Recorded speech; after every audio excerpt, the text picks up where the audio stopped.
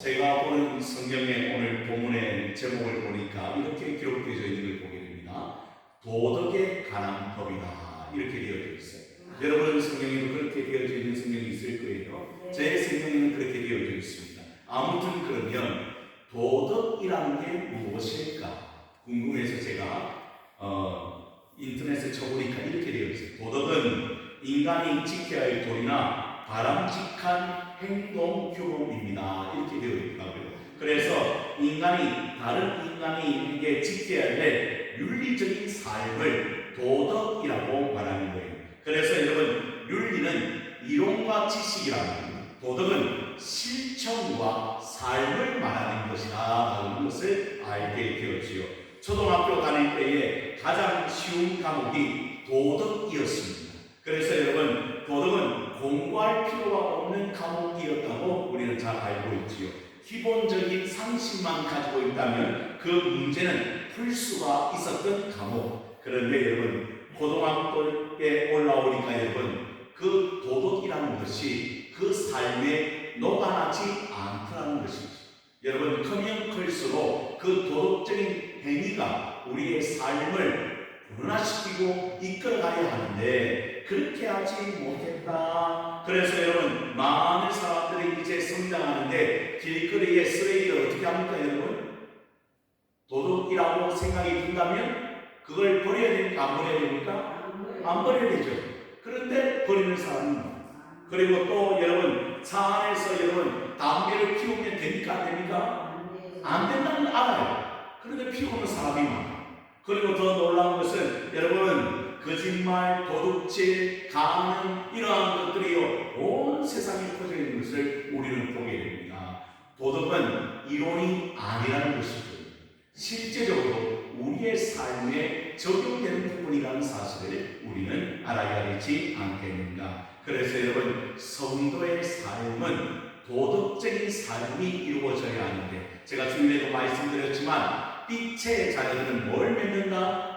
빛의 열매를 맺는다. 그 도덕적인 기준이 무엇인가 살펴보았더니 세 가지 열매가 있다라고 이야기했습니다. 시작.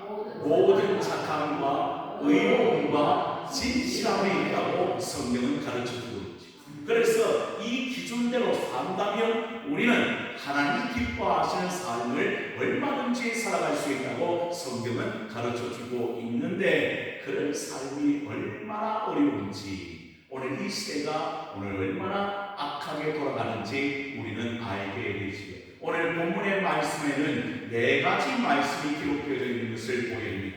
첫 번째가 16절과 17절까지 말씀이고, 두 번째가 18절로부터 20절까지 말씀이고, 21절로부터 27절이 구분이 되어지고, 28절로부터 31절까지가 구분이 되어진 것을 우리는 보게 되죠. 그 첫 번째가 16절로부터 17절 말씀인데, 여러분 어떤 표현가 나와 있습니까? 성에 대한 표현에 대해서 주님께서 우리에게 말씀하신 것을 듣습니다. 16절과 17절의 말씀을 보시죠.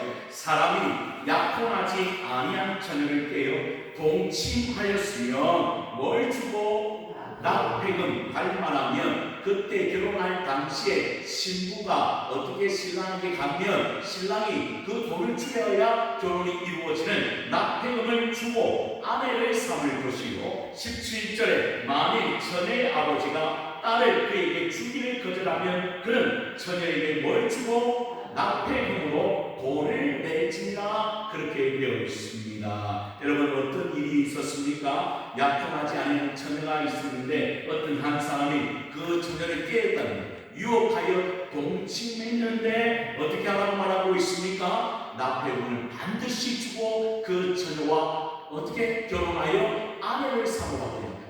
그런데 처녀의 아버지 장인이 어떻게 하면 딸을 주기 싫다, 그러고 하면 뭐만 받으면 됩니까? 납배금을 받으면 된다라고 성경은 가르쳐주고 있지요.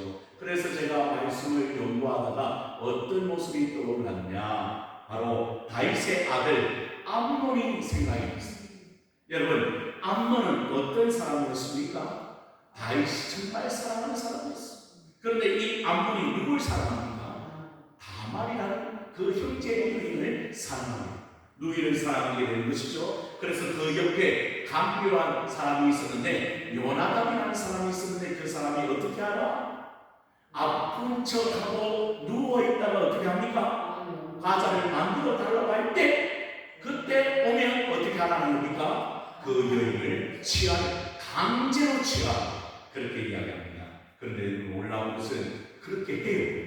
이 암논이라는 사람 결국에는 그렇게 했는데 그 사랑하는 마음이 그리고 어떻게 되었습니까? 그 여인을 더 미워하는 일이 일어났던 것을 우리는 보게 됩니다. 이러한 일 때문에 여러분, 그 다윗의 가정이 어떻게 되었습니까? 칼로 서로 치는 그런 일들이 일어났던 것을 우리는 알게 되죠.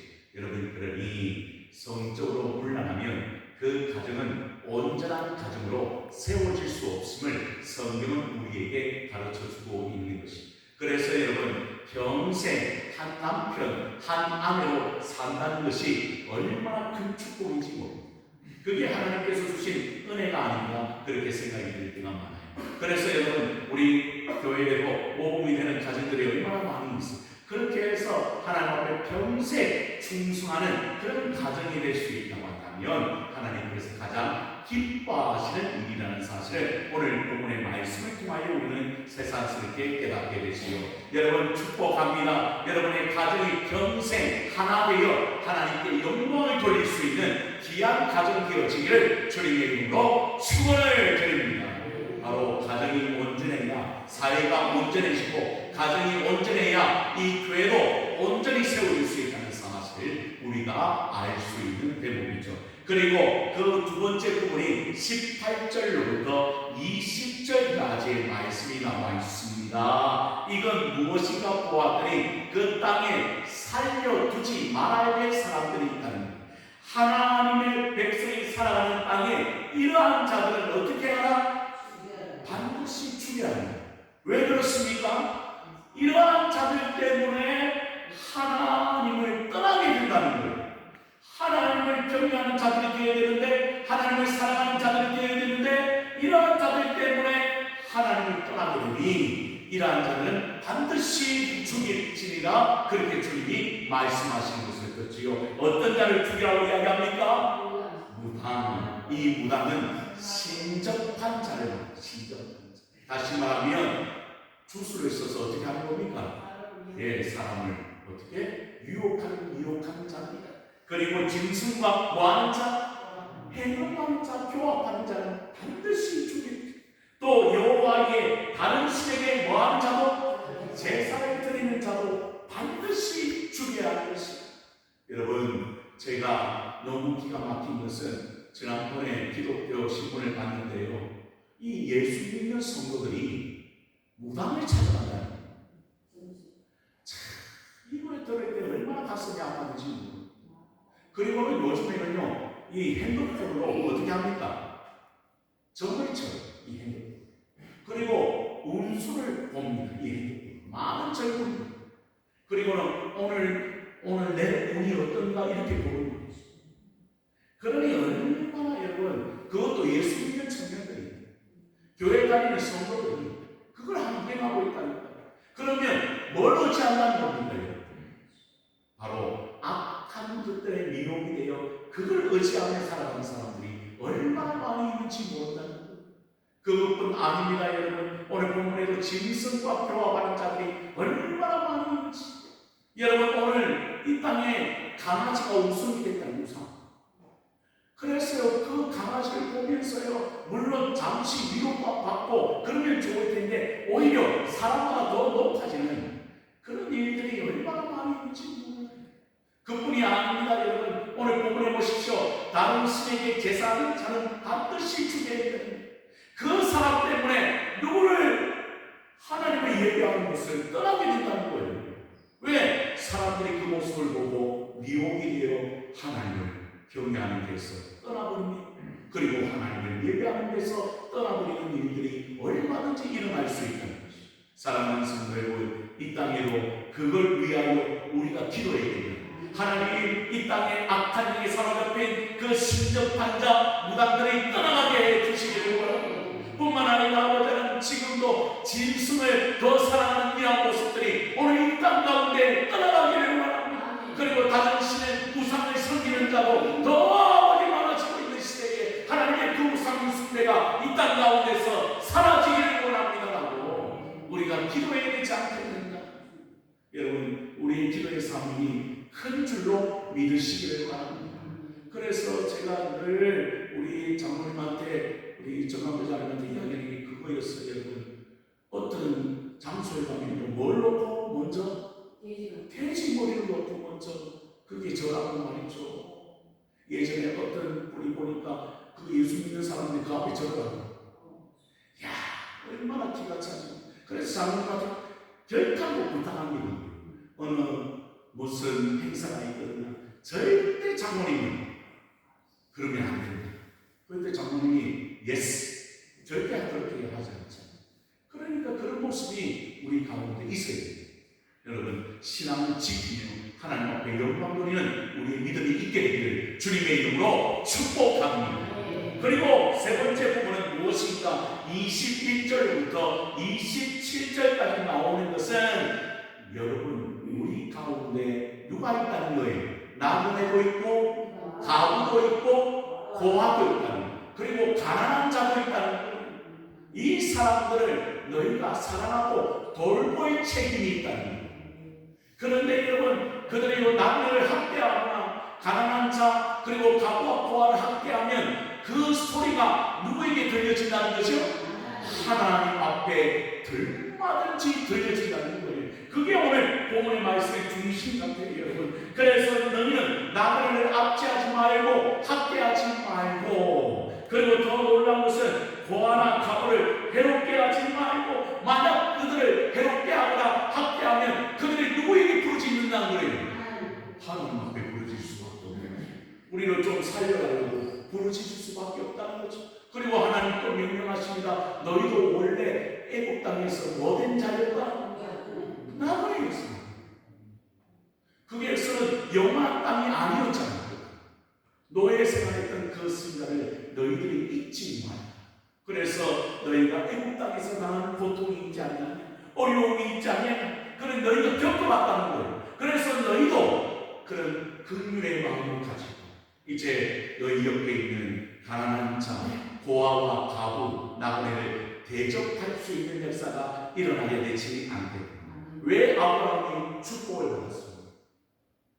뜨거운 태양 밑에 나그네가 오니, 그런데 이 아브라함은 그 나그네를 보자마자 여러분, 우리 집에 오십시오. 우리가 당신을 대접하겠습니다. 부지 중에 그 아브라함이 나그네를 대접했더니 하나님께서 뭐라고 이야기하십니까? 사라에게 아들이 있을 것이다. 축복해 주십니다. 사랑하는 성도 여러분, 여러분도 나그네 대접하기를 축복합니다. 여러분, 하나님께서 그 대접하는 손길 위에 하나님이 놀라우신 은혜를 베풀어 주실 줄로 믿으시기를 바랍니다. 그리고 더 놀라운 것은요, 제 이야기에서 그렇지만 저도요 많은 교회를 섬겼는데 대접을 많이 받았어요. 얼마나 감사한지 모릅니다.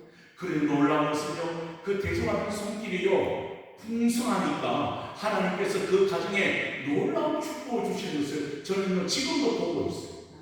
그러니 하나님께서 그렇게 대접하는 손길을 얼마나 기뻐하시는지 모릅니다. 그래서 25절부터 27절의 말씀을 보니까 가난한 자에게 돈을 구워주면 그는 이자를 뭐하지 말라? 받지 말라고 이야기합니다. 이웃의 옷을 전당 잡을 그는 해가 지기 전에 뭐해라?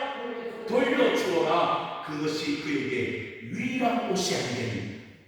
그러니 이런 마음을 가진다는 이유는 무엇이라고 이야기합니까? 27절 하반절에 보니까 나는 자비로운 자이니라. 누가?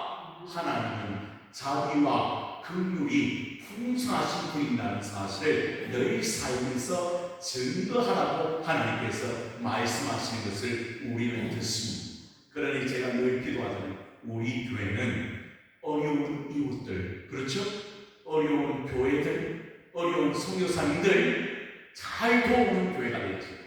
그때 하나님께서 우리 교회 위에도 풍성한 은혜를 베풀어 주신다고 저는 부임하자마자 설교했잖아요. 그렇죠?